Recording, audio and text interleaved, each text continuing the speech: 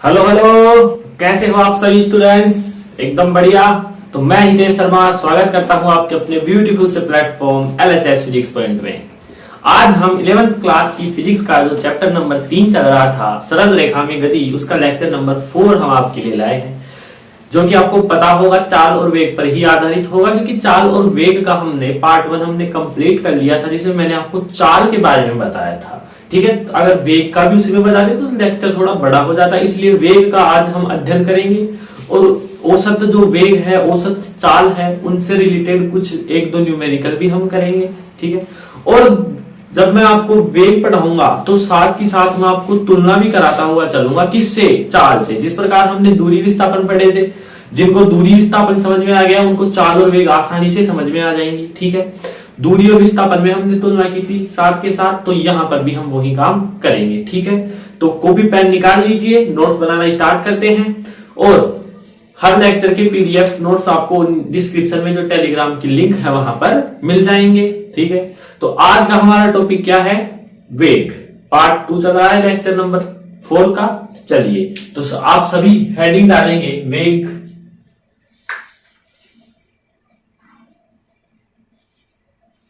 आज का टॉपिक है हमारे पास वेग। जिस प्रकार से हमने चाल पढ़ी, ठीक है, चाल के डेफिनेशन पढ़ी, यहां पर भी हम वही काम करेंगे। वेग की पहले डेफिनेशन देखेंगे, फिजिक्स के अनुसार इसकी डेफिनेशन देखेंगे, इसको किससे व्यक्त किया जाता है, क्या ये सदिश है या अदिश है, इसके मात्रकों की चर्चा होगी। ठीक है, इसके विमीय सूत्र की भी क्या होगी? चर्चा होगी। समझ में आता है? फिर हम उसके बाद इसके प्रकार देखेंगे कि यह कितने प्रकार की होती है, उन प्रकारों को भी हम पढ़ेंगे, सब कुछ हम डिटेल से पढ़ेंगे। उसके बाद आपके वेग भी क्लियर हो जाएगा, आपके दूरी विस्थापन चाल क्लियर हो चुकी हैं। अब हम वेग की तरफ बढ़ रहे हैं, फिर उसके बाद त्वरण की ओर बढ़ेंगे। ठीक है, तो वेग क्या है? पहले मैं इसकी एक डेफिनेशन लिख देता हूं। आपने सामान्यतः पढ़ के आए हैं आप 10th क्लास में भी कि किसी भी वस्तु, पिंड या कण की स्थिति में परिवर्तन या विस्थापन में परिवर्तन, ये बेसिक डेफिनेशन है वेग की। क्या है? बेसिक डेफिनेशन कि किसी भी पिंड के विस्थापन में परिवर्तन की दर ही क्या कहलाती है? बोलिए, वेग कहलाती है। ये बेसिक परिभाषा आप पढ़ के आए हैं। ठीक है, तो हम लिखते हैं, पहले इसी से शुरुआत करते हैं और फिर फिजिक्स के अनुसार डेफिनेशन क्या बनती है वो भी हम देखेंगे। तो सबसे पहले आप वेग हेडिंग डालेंगे, इसकी डेफिनेशन लिखते हैं हम। किसी भी पिंड ले लीजिए, आप कोई कण ले लीजिए, वस्तु भी ले सकते हैं, किसी भी पिंड के विस्थापन में परिवर्तन की दर, विस्थापन, या हम यहां स्थिति भी लिख सकते हैं। ठीक है, स्थिति में परिवर्तन की दर, स्थिति में, भाई विस्थापन कब होगा? जब स्थिति में परिवर्तन होगा। मान लीजिए कोई कण इधर है, वो यहां से यहां गया, ठीक है, यहां तक, तो इसकी स्थिति में तो परिवर्तन हो ही रहा है, तभी तो ये आगे गया है। समझ में आता है? तो हम स्थिति में लिख सकते हैं किसी भी पिंड के विस्थापन या स्थिति में परिवर्तन की दर, परिवर्तन की दर ही क्या कहलाती है? विस्थापन कहलाती है। परिवर्तन की दर विस्थापन कहलाती है। समझ में आता है? चलिए, इसी नॉर्मल डेफिनेशन आप पढ़ के आए हैं यहां तक। अब हम डेफिनेशन तो यही रहेगी, फिजिक्स के अनुसार हम इसका फॉर्मूला देखते हैं, फिर फिजिक्स के अनुसार भी मैंने आपको डेफिनेशन बनाना बताया था, उससे भी आप आसानी से बना सकते हैं। ठीक है, तो ये तो हो गया था हमारा पहला पॉइंट। अब यदि मैं इसकी दूसरी डेफिनेशन दूं तो मैं सबसे पहले वेग का फॉर्मूला लिखता हूं। वेग इज इक्वल टू होता है हमारे पास विस्थापन बटे समय, और इसको लिखते कैसे हैं? विस्थापन में परिवर्तन की दर, समय के सापेक्ष जो भी परिवर्तन होता है वह विस्थापन में परिवर्तन की दर क्या हो जाती है? वेग हो जाती है। ये हमारे पास क्या है? वेग का बेसिक फॉर्मूला है। अब हम इससे क्या बना सकते हैं? मैंने बताया था कि किसी भी भौतिक राशि की यदि आपको परिभाषा बनानी है फॉर्मूले के अनुसार, तो हर के अंदर जो भी राशि दी जाती है उसको हम एकांक कर देते हैं। तो यहां पर कौन सी है? समय है। तो हम क्या हो जाएगा वो आपको पता होगा, किसी भी पिंड का एकांक समय में तय किया गया विस्थापन ही क्या कहलाता है? बोलिए, वेग कहलाता है। ये मैंने आपको पहले भी बता दी थी। किसमें? मैंने चाल में बता दिया था कि किसी भी पिंड के द्वारा एकांक समय में तय की गई दूरी, और यहां पर भी वही बात है, किसी पिंड या वस्तु या कण के द्वारा एकांक समय में तय किया गया विस्थापन ही क्या होता है? वेग कहलाता है। तो हम लिखते हैं इस फॉर्मूले के अनुसार, यहां लिख रहे हैं, ठीक है, इसके अनुसार लिखते हैं हम किसी भी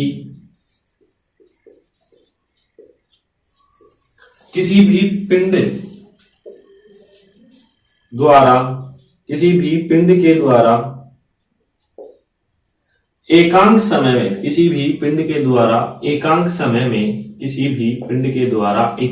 में तय किया गया विस्थापन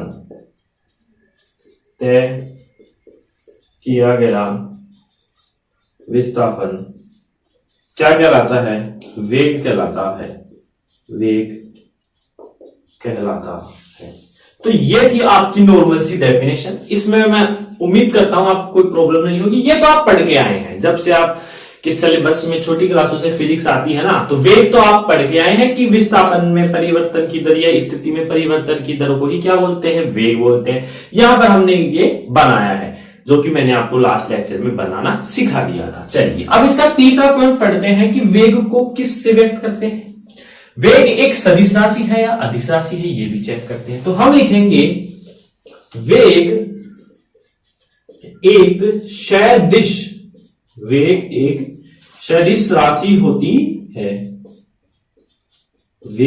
सदिश राशि होती है। जबकि चाल क्या थी? अदिश राशि। मैं यहां तुलना भी करवाता हुआ चलूंगा आपके। ये थी वेग की डेफिनेशन। पहला तुलनात्मक पॉइंट है, वेग एक सदिश राशि होती है, जबकि चाल कैसी राशि थी? अदिश राशि। समझ में आता है? तो वेग एक सदिश राशि है। चौथा पॉइंट, वेग को किससे व्यक्त करते हैं? वेग को v वेक्टर से व्यक्त करते हैं। जबकि चार को भी हम v वेक्टर के द्वारा व्यक्त नहीं करते थे, तो v से ही थे, लेकिन उसके ऊपर वेक्टर नहीं लगाते थे। क्यों नहीं लगाते थे? क्योंकि वह एक अदिश राशि थी, मतलब जिसकी कोई दिशा ही नहीं थी, तो उसके वेक्टर किस बात का आएगा? तो ये था वेग को व्यक्त करने वाला। तो वेग एक सदिश राशि होती है, वेग को v वेक्टर से व्यक्त किया जाता है। पांचवा पॉइंट देखेंगे। अब हम बात कर लेते हैं, यहां कर लिख लेते हैं हम पांचवा पॉइंट, ठीक है। अब हम बात कर लेते हैं वेग का मात्रक क्या होता है। तो वेग का मात्रक हम बाद में कर लेंगे, चाल या वेग की तुलना, यहां आप कंफ्यूजन हो तो ये वेग की डेफिनेशन, वेग एक सदिश राशि है, वेग को भी वेक्टर से व्यक्त करते हैं। पांचवा पॉइंट है, वेग का मात्रक क्या होता है? एसआई पद्धति की यदि मैं बात करूं तो होता है मीटर प्रति सेकंड। देखिए विस्थापन मतलब कुछ लंबाई चल रही है, लंबाई का मात्रक दूरी मीटर होता है। तो लंबाई दूरी एक ही बात है, जिसका मात्रक होता है एसआई पद्धति में मीटर, ठीक है। तो वेग का मात्रक एसआई पद्धति में मीटर प्रति सेकंड। नीचे क्या है हमारे पास? समय का एसआई पद्धति में मात्रक सेकंड। तो ये तो है वेग का एसआई पद्धति में मात्रक। यदि मैं बात करूं सीजीएस पद्धति में, तो सीजीएस मीटर की जगह क्या आ जाता है? सेंटीमीटर। क्या आ जाता है? बोलिए, सेंटीमीटर। और नीचे तो वही सेकंड ही रहता है। तो ये था हमारे पास वेग का मात्रक, इसका एसआई पद्धति में मीटर प्रति सेकंड। क्योंकि हम जानते हैं कि विस्थापन जो है वो एक तरह से लंबाई है, और लंबाई का मूल राशि है, जिसका मात्रक मीटर होता है, ठीक है। और समय का तो हम हमेशा सेकंड में ही लेते हैं। तो ये था हमारे पास पांचवा पॉइंट। और एक और पॉइंट यदि मैं बात करूं इसकी वेग की विमीय सूत्र, वेग की विमा मान लीजिए कुछ भी। देखिए वेग की विमा क्या है? मैंने बताया था विमीय सूत्र बनाते समय कि MLT, ये मूल तो राशि है, मूल राशि तो 7 होती थी, मैंने आपको बताया था। लेकिन इन 3 के रूप में हम व्यक्त करते हैं विमीय सूत्र को। ये 3 तो होती है किसी भी सूत्र में। तो m, क्या यहां कोई द्रव्यमान है इस सूत्र में? नहीं है, तो m तो क्या आ जाएगा? 0 आ जाएगा। क्या लंबाई है? बिल्कुल है, तभी तो मात्रक मीटर आया है। तो मीटर को हम मीटर किसका मात्रक है? लंबाई का। तो लंबाई को लेंथ L से व्यक्त करते हैं, यानी L1। समय किसका मात्रक है? तो सेकंड किसका मात्रक है? समय का। समय को किससे व्यक्त करते हैं? T से। तो T जब यहां T1 है ऊपर आएगा तो T माइनस का 1। ये इसका क्या हो गया? विमीय सूत्र। तो ये जो थी हमारे पास वेग की नॉर्मल डेफिनेशन थी, उनके कुछ कॉन्सेप्ट थे, उसकी प्रॉपर्टीज समझ में आता है। तो पहला पॉइंट दोबारा से मैं बता रहा हूं, किसी भी पिंड के विस्थापन या उसको स्थिति भी बोल सकते हैं, क्यों बोलते हैं मैंने बता दिया, परिवर्तन की दर विस्थापन कहलाती है। पहला पॉइंट ये आप पढ़ के आ चुके हैं। दूसरे पॉइंट में मैंने आपको डेफिनेशन बनाना बताया सूत्र से, वेग इज इक्वल टू होता है विस्थापन बटे समय। समय को एकांक कर दिया तो किसी भी पिंड के द्वारा एकांक समय में तय किया गया विस्थापन वेग कहलाता है। समझ में आता है। तीसरा पॉइंट है कि क्या वेग एक सदिश राशि है या अदिश राशि है, तो हम लिखेंगे कि वेग एक सदिश राशि है। चलिए, वेग को वी वेक्टर से व्यक्त किया जाता है, जो भी राशियां सदिश होती है उनको वेक्टर लगाया जाता है उनके ऊपर, ठीक है। फिर पांचवा पॉइंट है वेग का मात्रक एसआई पद्धति में मीटर प्रति सेकंड, सीजीएस में सेंटीमीटर प्रति सेकंड, और वेग की विमा भी मैंने आपको बता दी है। तो ये तो था वेग का नॉर्मल सा कॉन्सेप्ट यानी शुरुआत। अब हम पढ़ेंगे जिस प्रकार चाल के 4 प्रकार थे। कौन कौन से? एक समान चाल थी, असमान चाल थी, औसत चाल थी, एवरेज स्पीड, और एक और पॉइंट था उसका। कौन कौन से थे? 4 पॉइंट थे। पहला पॉइंट कौन सा था? एक समान, दूसरा असमान, तीसरा औसत चाल, चौथा तात्कालिक चाल, इंस्टेंट स्पीड। समझ में आता है। तो ये 4 क्या थे? उसके प्रकार थे। उसी प्रकार वेग के भी कितने प्रकार हैं? 4 है। कौन कौन से हैं? एक समान वेग, दूसरा असमान वेग, तीसरा औसत वेग, और चौथा तात्क्षणिक वेग। इन चारों का हम डिटेल से क्या करेंगे? अध्ययन करेंगे। यहां तक पहले आप नोट करेंगे, समझ में आ गया होगा। चलिए अब हम इसको रफ कर देते हैं। अब हम क्या पढ़ने जा रहे हैं? वेग के प्रकार। यहां से मैं आपको बार फिर से बता रहा हूं कि चैप्टर 3 से आपके फिजिक्स की शुरुआत हो चुकी है। ये एक बेस चल रहा है यहां पर, ठीक है। आगे आपको कोई वेग चाल नहीं बताएगा, डायरेक्ट वहां पर कॉन्सेप्ट लगेंगे, आपको डायरेक्ट याद रखना है। समझ में आया? अब हम क्या पढ़ने जा रहे हैं? वेग के प्रकार। तो मेरे साथ साथ लिखते हुए चलेंगे, वेग के प्रकार, ठीक है। वेग के प्रकार। अब हम लिखेंगे वेग 4 प्रकार क्या होता है। वेग के 4 प्रकार होते हैं। वेग के 4 प्रकार होते हैं। समझ में आया? वेग के कितने प्रकार होंगे? 4। पहला, एक समान वेग, एक समान वेग। दूसरा, असमान वेग। कौन सा बोलिए? असमान वेग। तीसरा, औसत वेग, औसत वेग। एक बात और बता दूं आपको, 11th आपको बढ़िया तरीके से पढ़नी पड़ेगी फिजिक्स में, ठीक है। यहां से जो क्वेश्चन बनते हैं, यदि आप नीट या आईआईटी जेई की तैयारी करते हैं तो औसत वेग और औसत चाल में से बहुत सारे क्वेश्चन बनते हैं, ठीक है। तो तीसरा पॉइंट कौन सा है? औसत वेग। चौथा पॉइंट कौन सा है हमारा? तात्क्षणिक वेग, तात्क्षणिक वेग, ठीक है। तो ये तो थे वेग के 4 प्रकार। अब हम पहला पढ़ते हैं। पहला है हमारे पास एक समान वेग। एक समान वेग, देखिए एक समान वेग क्या है। अब मैं यहां पर आपको वेग का फॉर्मूला लिख रहा हूं।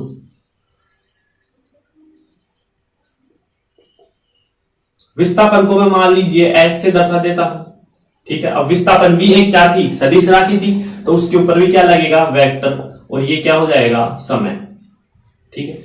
तो v vector is equal to s vector कोण का टी, वेग इज इक्वल टू विस्थापन बटे समय। विस्थापन क्या थी? एक सदिश राशि थी, तो इसके ऊपर भी वेक्टर लगा दिया गया है। अब देखिए एक समान वेग, मैं शब्द के अनुसार आपको समझाऊंगा, जिस प्रकार मैंने चाल समझाई थी उसी प्रकार वेग भी। एक समान मतलब सब कुछ समान होने वाला है। किसमें? वेग में। अब वेग का जब हम फॉर्मूला देख रहे हैं, इसमें तो 2 ही टर्म है। कौन कौन सी? विस्थापन और समय। यदि ये दोनों समान हो जाएंगी, जो वेग प्राप्त होगा वो क्या होगा? एक समान वेग। समझ में आया? मतलब कि शब्द को देखिए, एक समान मतलब वेग हो एक समान कब होगा? जब वेग के जो 2 टर्म है हमारे पास, कौन कौन से? विस्थापन और समय। यदि ये दोनों समान हो जाएंगे तो हमारे पास जो वेग प्राप्त होगा वो क्या होगा? एक समान। मतलब एस भी समान और टी भी समान। तो चलिए लिखते हैं इसकी डेफिनेशन। इसकी डेफिनेशन है, जब कोई पिंड या कण या वस्तु जब कोई पिंड समान समय अंतरालों में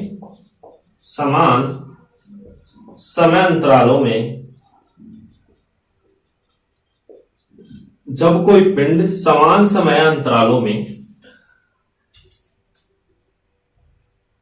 समान विस्थापन तय करता है, समान विस्थापन तय करता है, समान विस्थापन तय करता है, तो पिंड की जो वेग है, तो पिंड का वेग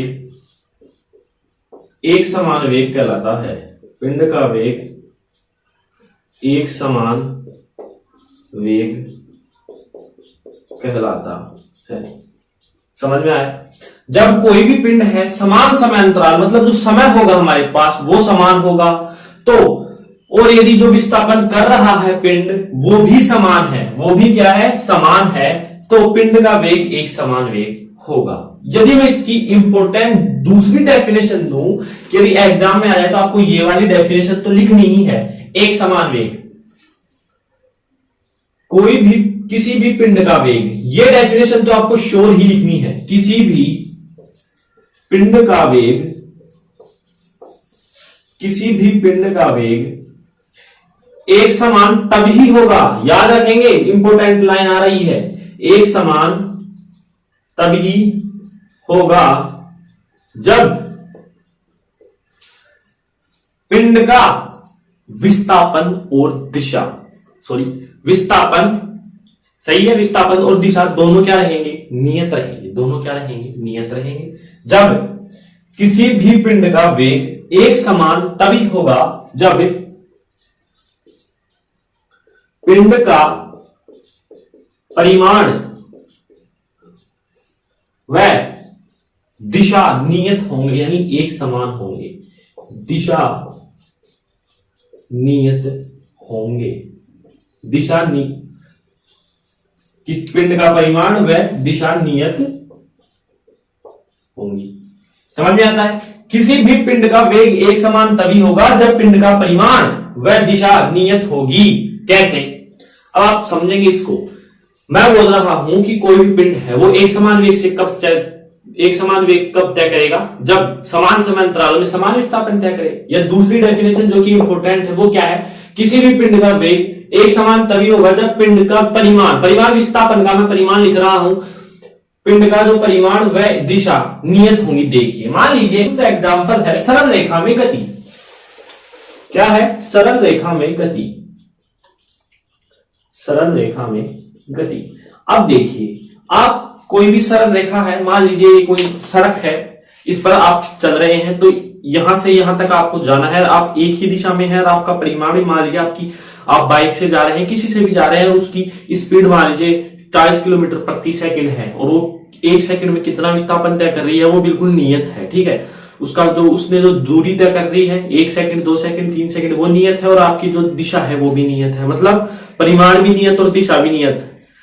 तो क्या होगा? एक समान वेग होगा। समझ में आया? क्या होगा? एक समान वेग होगा। तो ये तो है आपका एक समान वेग, और इसका ये वाली जो डेफिनेशन है ना, ये इंपॉर्टेंट है। कब होगा? जब उसकी दिशा परिमाण नियत होंगे। कोई भी सड़क है उस पर आप चल रहे हैं, सरल रेखा मान लीजिए ना, अब सड़क सरल रेखा की जैसी है, उस पर आप चल रहे हैं किसी भी वाहन से, तो वाहन के द्वारा 1 सेकंड 2 सेकंड 3 सेकंड 4 सेकंड मतलब समान समय अंतराल में उसके द्वारा तय किया गया विस्थापन भी समय हो और उसकी दिशा तो समान रहनी है। समझ में आया? तो वो एक समान वेग हो जाएगा। तो यहां तक आप नोट करें। अब हम चलते हैं असमान वेग पर।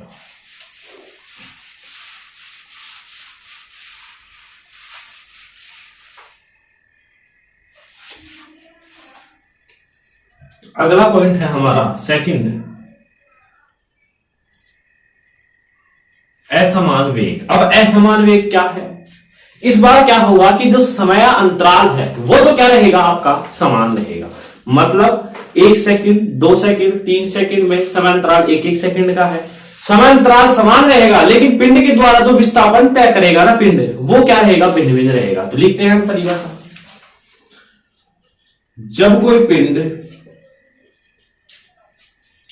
कोई पिंड समान समय अंतराल में जब कोई पिंड समान समयांतराल में, जब कोई पिंड समान समयांतराल में भिन्न भिन्न विस्थापन तय करता है, भिन्न भिन्न विस्थापन तय करता है, भिन्न भिन्न विस्थापन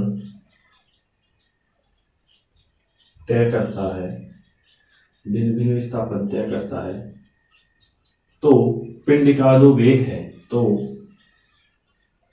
पिंड का वेग असमान कहलाता है। इसे परिवर्ती वेग भी कहते हैं। समझ में आया? चलिए, मतलब आपको मैं बताऊं कि कोई भी पिंड है, समांतराल तो समान है, लेकिन उसके द्वारा जो विस्थापन तय हो रहा है, मान लीजिए 1 सेकंड में वो कितना 2 मीटर विस्थापन तय कर रहा है, अगली 1 सेकंड में वह 5 कर रहा है, जबकि समांतराल फिक्स है 1-1 सेकंड का, लेकिन उसका जो विस्थापन है वो क्या है, भिन्न भिन्न है। जैसे मैं बताऊं आपको, वेग का फॉर्मूला होता है एस अपॉन टी, यानी मैं ऊपर विस्थापन मान लेता हूं, यहां पर विस्थापन मान लेता हूं मैं मीटर में, ठीक है, और नीचे में मान लेता हूं समय, किसमें, सेकंड में, ठीक है। अब देखिए, मान लीजिए कि 1 सेकंड पर कितना, 1 सेकंड पर 5 मीटर विस्थापन हो रहा है, 2 सेकंड पर हो रहा है 10, फिर 3 सेकंड पे हो रहा है 11, फिर 4 सेकंड पे हो रहा है 14 और 5 सेकंड पर हो रहा है 16, ठीक है। तो अब आप देखिए, 1 सेकंड समांतराल कितना, 1 का, समांतराल 1 का, समांतराल 1 का, समांतराल 1 का, समझ आया। लेकिन यहां पर देखिए विस्थापन कितना है, 5 है, चलो यहां ठीक है, 1 है, यहां कितना है, 2 है, ठीक है, यहां कितना है, 2 है। मतलब कि समान समय अंतराल में भिन्न भिन्न विस्थापन क्या हो रहा है, तय हो रहा है, भिन्न भिन्न विस्थापन क्या हो रहा है, तय हो रहा है। समझ में आ गया? तो ये क्या कहलाएगा आपका असमान वेग, जब कोई पिंड समान समय अंतराल में भिन्न भिन्न 5, 1, 2, 2 विस्थापन तय करे, तो पिंड का वेग असमान वेग कहलाता है। यहां तक आप नोट करें। जिस किसी को भी चाल समझ में आ गई ना, तो उनके लिए वेग बिल्कुल आसान है। चाल में क्या था, ये भी डेफिनेशन यदि मैं चाल की पूछूं, असमान चाल, तो जब कोई पिंड समान समय अंतराल में भिन्न भिन्न विस्थापन की जगह दूरी आ जाएगा, क्योंकि फॉर्मूला क्या था, चाल बराबर दूरी बटे समय।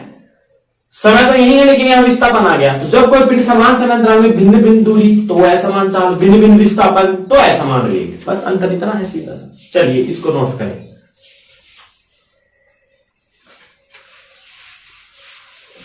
अब हमारे पास तीसरा जो पॉइंट है, तीसरा पॉइंट है हमारे पास औसत वेग। तीसरा पॉइंट है औसत वेग। अब औसत वेग का मैं फॉर्मूला लिखता हूं, औसत वेग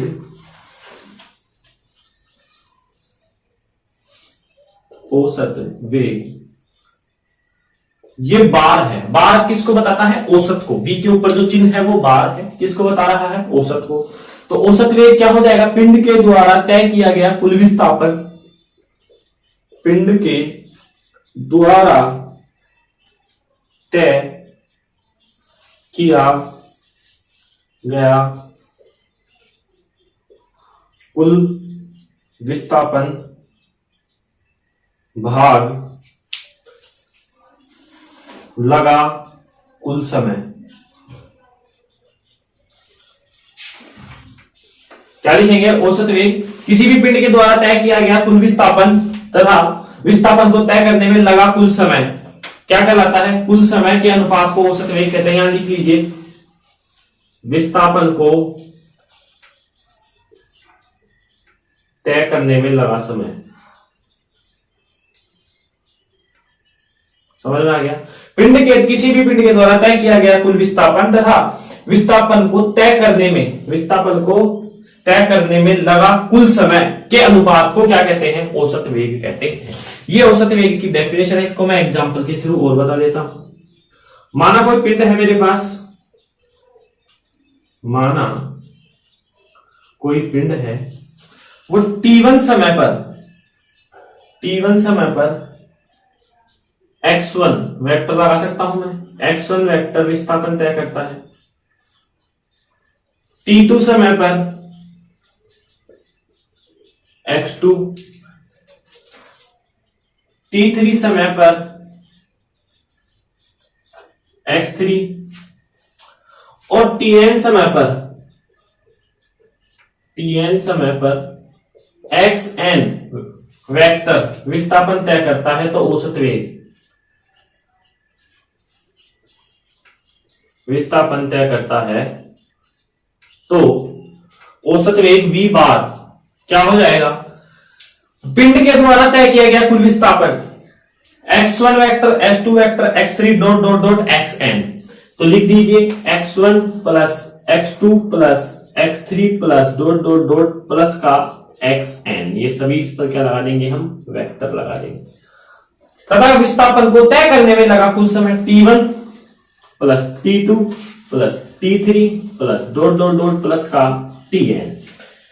तो ये है हमारे पास औसत वेग। अब इसको फॉर्मूले को अप्लाई कैसे करेंगे, मान लीजिए आपके पास यहां पर हो कि जब कोई पिंड 2 सेकंड में 5 मीटर विस्थापन तय करता है, फिर 4 सेकंड में 10 करता है, 6 सेकंड में 15 करता है, तो उसका औसत वेग ज्ञात करो। तो हम यहां पर मान रख देंगे, x1 की जगह रख देंगे, x2 x3 की जगह रख देंगे, t1 t2 t3 की भाग दे देंगे। तो हमारे पास क्या आएगा, औसत वेग आएगा, एवरेज वेलोसिटी आएगी। समझ में आया। तो औसत वेग भी आपको समझ में। अब यदि औसत चाल क्या थी, पिंड के द्वारा तय की गई कुल दूरी, बस वहां जहां ये विस्थापन है वहां दूरी आ रहा था, ठीक है, दूरी बटे लगा समय, बस वो का वो चेंज है। चेंज कहां है, वहां दूरी था यहां विस्थापन है, वहां दूरी था यहां विस्थापन है, वहां दूरी था यहां विस्थापन है। समझ में आया। चलिए यहां तक नोट करें। अब हमारा अंतिम जो भाग है, प्रकार है, वो है हमारे पास इंस्टेंट वेलोसिटी, तात्क्षणिक वेग। तात्क्षणिक वेग, तात्क्षणिक वेग। अब देखिए तात्क्षणिक वेग क्या है, पहले मैं डेफिनेशन लिख देता हूं। किसी भी पिंड का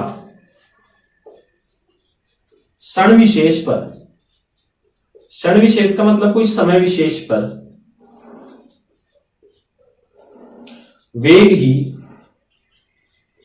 मतलब कोई भी पिंड है उसका किसी समय विशेष, बहुत कम समय पर, या कोई क्षण विशेष, वही बात है, समय विशेष भी लिख सकते हैं हम, क्षण विशेष भी लिख सकते हैं, पर वेग ही क्या होगा, तात्क्षणिक वेग होगा। तात्क्षणिक वेग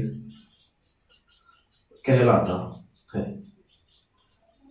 तात्क्षणिक वेग कहलाता है। किसी भी पिंड का किसी समय विशेष, मान लीजिए, या हम इसको क्षण विशेष भी बोल सकते हैं, मतलब बहुत कम समय में जो पिंड का वेग है वो ही तात्क्षणिक वेग कहलाता है। अब देखिए इसको कैसे लिखते हैं, v instant is equal to, हम लिखते हैं डेल एक्स अपॉन का डेल टी। डेल एक्स का मतलब है x2 minus x1, del T का मतलब है t2 माइनस का t1।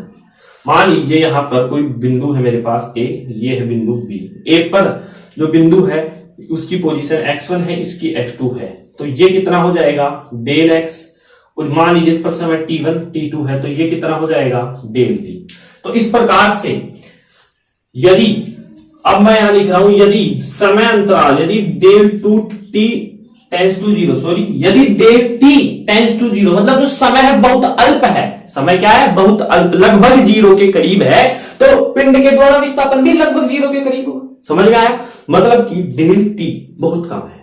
अब जब समय ही नहीं दे रहे हो किसी पिंड को, तो वो विस्थापन क्या करेगा, ठीक है, जब आप किसी पिंड को समय ही नहीं दे रहे हो तो विस्थापन क्या करेगा, तो डेल टी लगभग ही जीरो के बराबर है, तो विस्थापन भी जीरो के बराबर होना है। तो इस कंडीशन में क्या हो जाएगा, v instant is equal to limit del t tends to zero, del x upon का डेल टी परिवर्तन हो जाता है dx अपॉन का dt में। तो हमारे पास v इंस्टेंट आता है dx अपॉन का dt, dx अपॉन का dt। समझ में आता है। तो ये था हमारा तात्क्षणिक वेग। किसी भी पिंड का कोई भी समय विशेष है, क्षण विशेष पर, उस पर वेग ही तात्क्षणिक वेग कहलाता है। इसका मैंने अर्थ समझा दिया है। यदि समय अंतराल बहुत कम हो, अब आप किसी वस्तु को समय ही नहीं दे रहे हो, तो वो विस्थापन क्या करेगा, कुछ भी नहीं करेगा। तो जब हम ये कंडीशन लगाते हैं तो हमारे पास v इंस्टेंट निकल के आता है dx अपॉन का dt, विस्थापन में परिवर्तन की दर की क्या कहलाती है, वेग कहलाता है, पहले पढ़ चुके हैं। तो ये तो था हमारा दार्शनिक वेग। अब इसी के साथ जो वेग का टॉपिक है वो हमारे पास कंप्लीट हो चुका है। अब हम चाल और वेग का शॉर्ट नोट में थोड़ा सा तुलना कर लेते हैं कि इन दोनों में तुलना क्या है, समझ में आता है। तो यहां तक आप नोट करें और आपको वेग का जो टॉपिक था वो समझ में आ गया होगा। फिर भी कोई प्रॉब्लम है तो आप कमेंट बॉक्स में जरूर कमेंट करें। अब मैं इसको रफ कर देता हूं।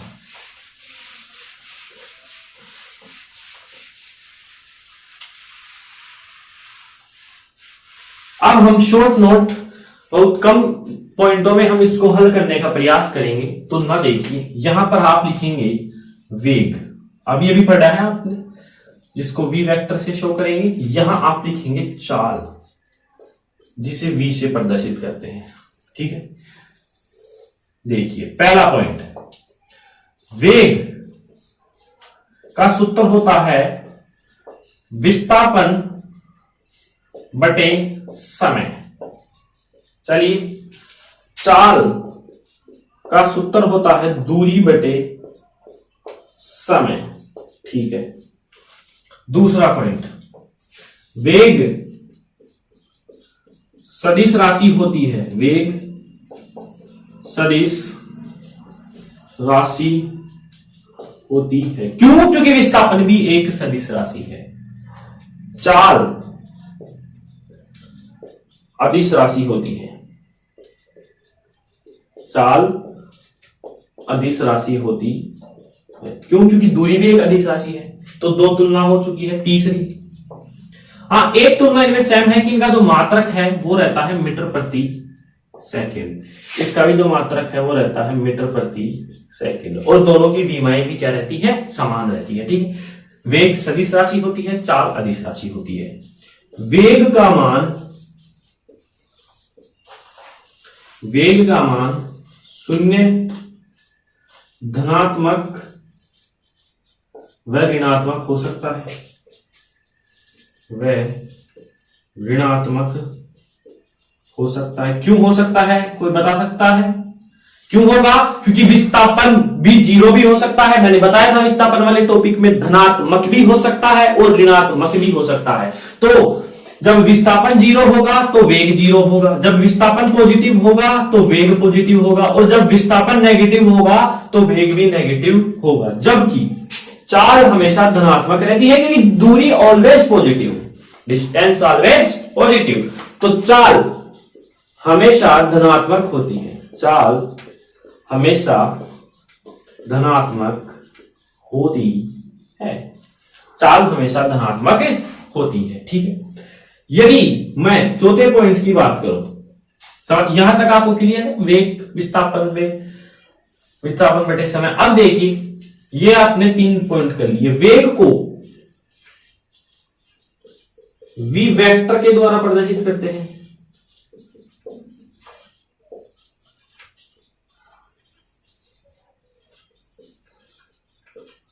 जबकि चाल को केवल v से व्यक्त करते हैं। क्यों? क्योंकि चाल एक क्या है, अदिश राशि है, ठीक है। तो ये थे इसमें 4 अंतर कि वेग का जो सूत्र होता है विस्थापन बटे समय, चाल का दूरी बटे समय। वेग सदिश राशि होती है, चाल अदिश राशि होती है। वेग का मान शून्य, धनात्मक, ऋणात्मक हो सकता है क्योंकि विस्थापन का भी हो सकता है, और चाल हमेशा पॉजिटिव रहती है। वेग को v वेक्टर, चाल को v से ही व्यक्त किया जाता है। और जो इसमें अंतर है वो समान है, इसका मात्रक भी समान है, विमा भी समान है, उसकी मात्रक भी समान है और विमाएं भी समान है। समझ में आ गया? चलिए, और इसके अंदर अंतिम जो रिलेशन है, ये पहले आप ये नोट करें, कर लिया नोट? चलिए,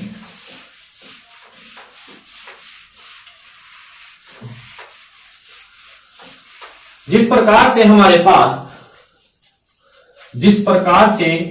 पास दूरी हमेशा बड़ी या इक्वल होती थी किसके, विस्थापन के परिमाण के, विस्थापन के परिमाण की, ये मैंने आपको पहले भी बता दिया, ठीक है। जिस प्रकार दूरी विस्थापन के बड़ी होती थी, बराबर होती थी, उसी प्रकार जो हमारे पास चाल है ना, वो भी वेग से बड़ा तो होता है चाल का मान, वेग से बड़ा होता है, इक्वल टू भी होता है। क्यों? क्योंकि चाल का सूत्र देखिए दूरी बटे समय, तो जब दूरी बड़ी होगी तो चाल बड़ी होगी। वेग देखिए विस्थापन बटे समय, विस्थापन ऑलरेडी दूरी से क्या होता है, कम होता है, तो वेग भी दूर चाल से क्या होगा, कम होगा। तो ये था हमारे पास चाल का टॉपिक और वेग का टॉपिक। पहले मैंने चाल कंप्लीट कराई और फिर पार्ट 2 में आपको मैंने वेग कंप्लीट करा दिया।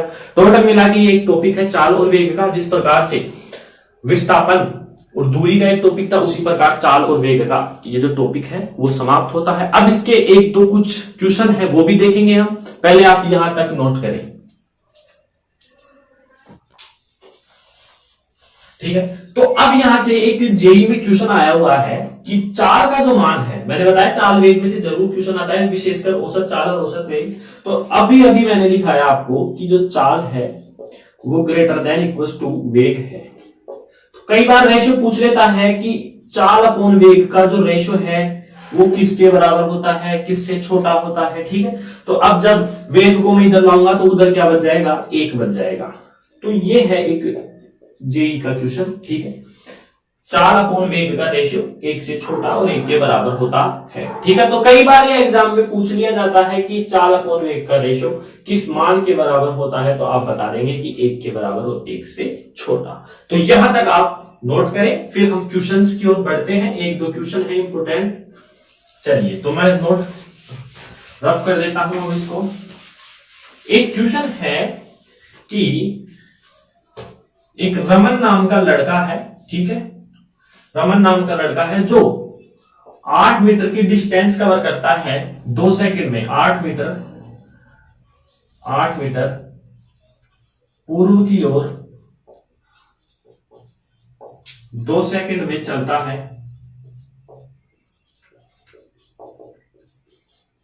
समझ में आया?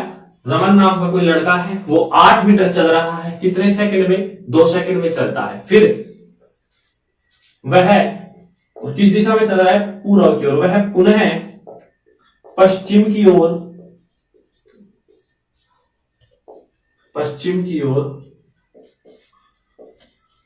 2 मीटर, कितना, 2 मीटर, पश्चिम की ओर 2 मीटर 3 सेकंड में चलता है।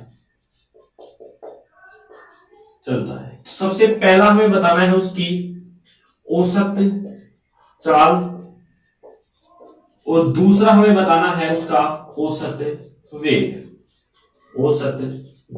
समझ में आया? क्वेश्चन समझ में आया?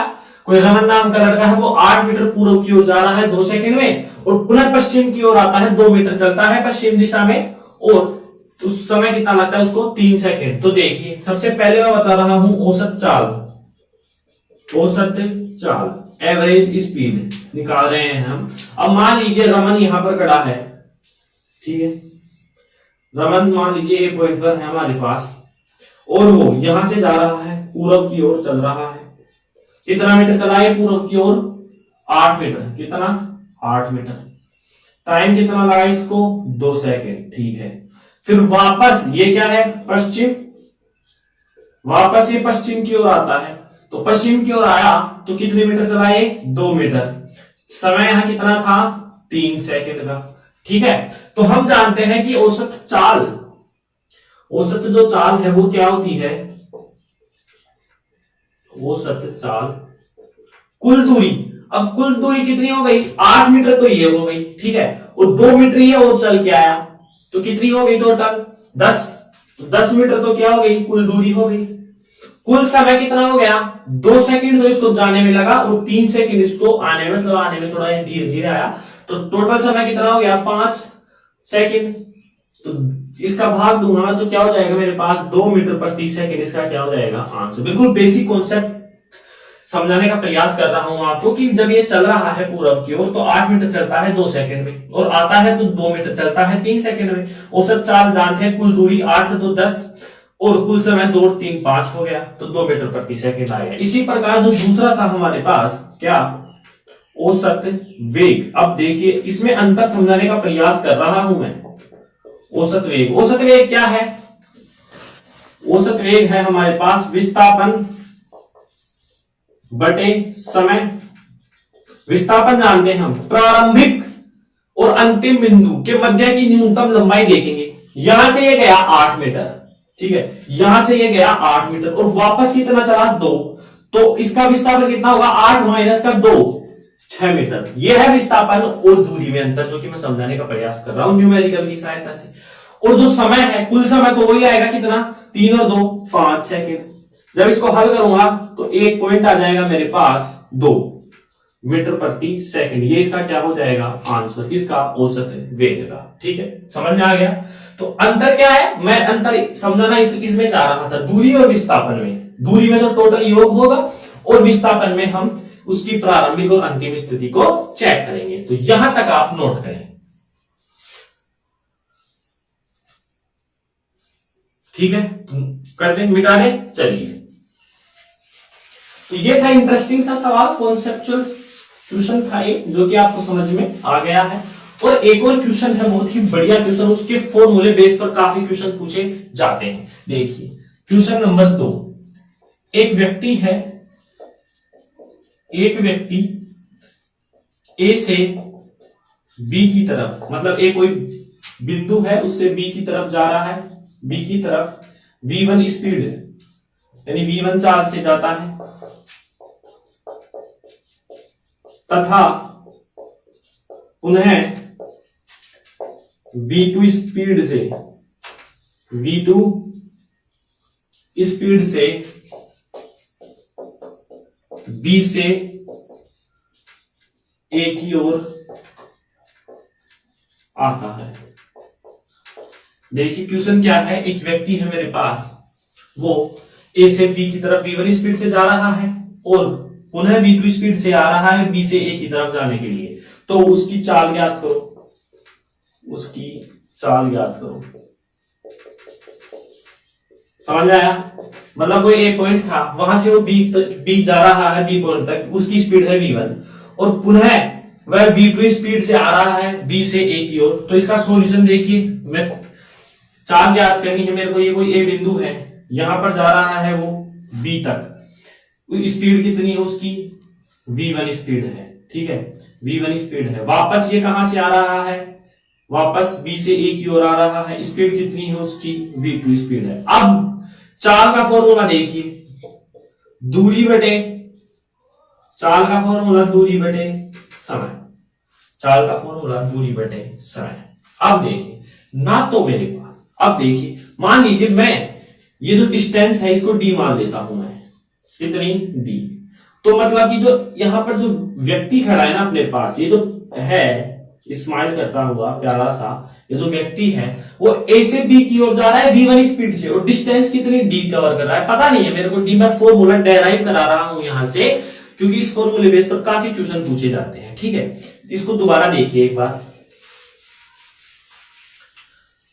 करना क्या है, हमारे पास कोई ए पॉइंट था, यहां पर कोई व्यक्ति खड़ा है इस प्रकार से, ठीक है।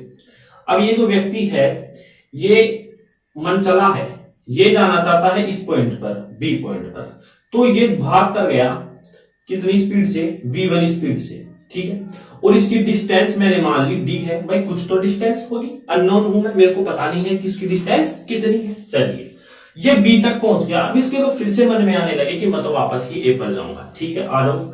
अब a पर आया तो उसकी स्पीड कुछ ना चेंज होगी, क्या पता v1 तो ये बहुत तेज दौड़ के गया है और v2 थोड़ा धीरे आ रहा हो। तो मान लीजिए उसकी जब वो आया तो उसकी चाल v2 थी, तो डिस्टेंस तो d ही रहने वाली, यहाँ डिस्टेंस तो d ही रहने वाली है। समझ में आया। अब आपको क्वेश्चन तो समझ में आ गया। अब मेरे को पूछ रहा है चाल, तो चाल बराबर होता है दूरी बटे समय। कितना, दूरी बटे समय, ठीक है। दूरी तो कितनी हो गई, दूरी चाल पूछ रहा है ये, तो दूरी तो टोटल जुड़ेगी दूरी, ये a से b तक गया d, b से a तक आया तो 2d, यानी d प्लस का d हो गया। चलिए दूरी तो पता है जुड़ती है, यदि विस्थापन पूछता तो विस्थापन 0 ज्यादा d माइनस d 0, ठीक है। दूरी जुड़ गई, d प्लस d हो गया। समय, अब मेरे पास समय नहीं है यहां पर, तो मैं समय कैसे निकालूं, बिल्कुल घबराने वाली बात नहीं है। हम जानते हैं कि चाल बराबर दूरी बटे समय होता है। यदि मैं यहां से समय निकालूं, इस सूत्र से मैं समय निकालता हूं, किससे, इससे समय निकालूं, तो समय बराबर हो जाएगा दूरी बटे चाल। समय बराबर हो जाएगा दूरी बटे चाल। तो जब वह ए से बी तक आता है तो उसकी दूरी तो कितनी है, अब मैं यहां लिख रहा हूं चाल is equal to d plus d, 2d हो जाएगा।